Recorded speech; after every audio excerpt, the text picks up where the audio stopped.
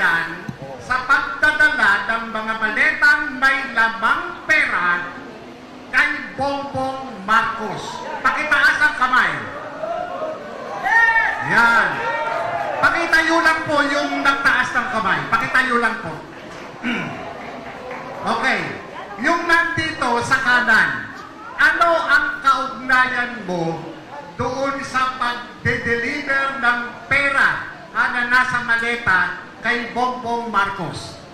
Bale po kasi nung time na yun, sir, May 2022. Kami po yung nagdala ng 5 maleta na large from Horizon Homes. Dinala po namin sa Delta Gate hangar sa Pasay City.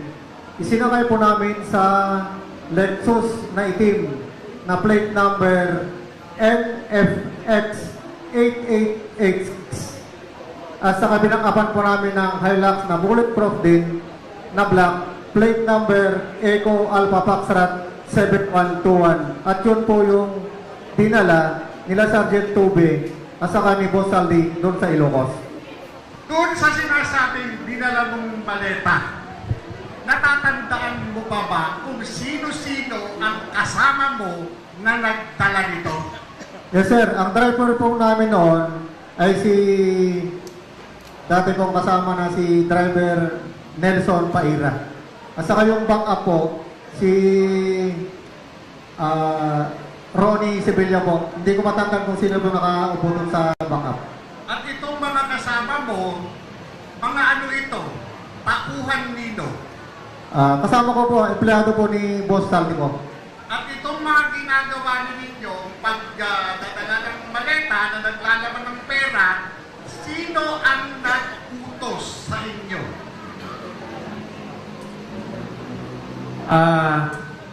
Sir, ako yung kasama ni Kong Saldi na nagdala doon sa Ilocos Norte sa Paway. Ulitin ko yung tanong ha, sino ang nag-utos sa pagdadala ng maleta?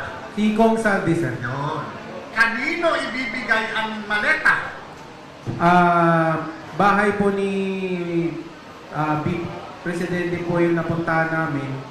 Pero ang nag-receive po ng pera doon ay si Sandro. Pero after nung gabi, nag-dinner po sila ni Kong Saldi with BBM and First Lady po.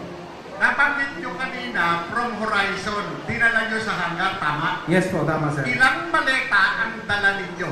5 sir, 5. Kung natatandaan ninyo, yung 5 maleta, ano-ano yung mga sizes dito? Isang sizes lang yun, sir. Estimated ng laman nun is 50 million pataas. So, 50 sir. million? Yes, sir. Okay. Itong 50 million na ito, dinala nyo sa hangar, iniwan nyo sa hangar?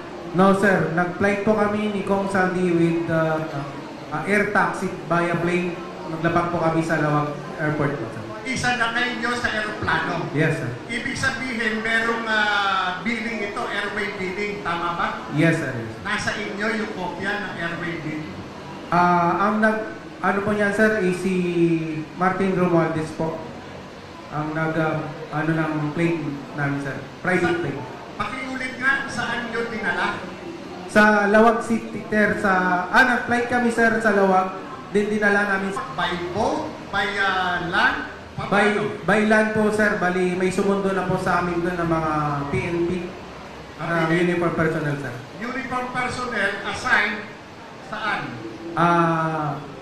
Assign po ni President Marcos po. Ano ito? Mga PSPG? Provincial? Halo na, sir, kasi may nakita kong may SWAT na, sir, nag-escort sa amin. Yung mismong tumanggap, yung mismong kasama nyo na sumalubong sa inyo, ano ito? Anong unit? Kung alam ninyo, ha? May SWAT, sir, at saka local PNP siguro, I think, PSPG, sir. Okay, so pagdating ito, magmula doon sa airport, dumiretso kayo sa? Saan kayo dumiretso? Sa bahay ni, sir, Bongbong Marcos, sir. Sa bahay ni Bongbong Marcos? Yes, sir. Papaano nyo nalamang bahay ni Bongbong Marcos? Binanggit po na sa akin ni Kong Saldi, pupunta po kami sa bahay niya, sir. Sinabi ng boss mo? Yes, sir. Pupunta namin po yung bahay ni President Bongbong Marcos, sir. Yung boss nyo si Sandy ko? Yes, sir. Okay, pagdating doon sa bahay, sino ang sumalubong? At Ang sino sumalub- ang tumanggap nung dala ninyong maleta? Ang sumalubong sa amin, sir, si Kong Sandro. Siya po yung nag-receive. Actually, may picture kami niyan, sir. Pakiulit mo nga ulit, sino itong Sandro na ito na sumalubong, na tumanggap ng maleta na naglalaman ng pera? Sino itong Sandro na ito? Congressman Sandro Marcos po, anak po ni President Bongbong Marcos. Paano ka naman nakakasiguro na itong tumanggap ng maletang dala-dala ninyo mula Maynila ay itong si Congressman Sandro Marcos? Sir, may picture po kami ni Kong Sandro po sa bahay po.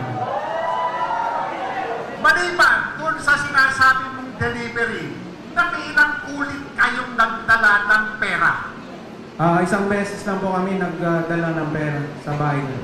sa bahay dyan sa Ilocos. Yes po, sir. Maliban doon sa Ilocos, saan pa kung meron man? Yun lang po, sir, sa iba-ibang kasama po siguro yung picture, sir.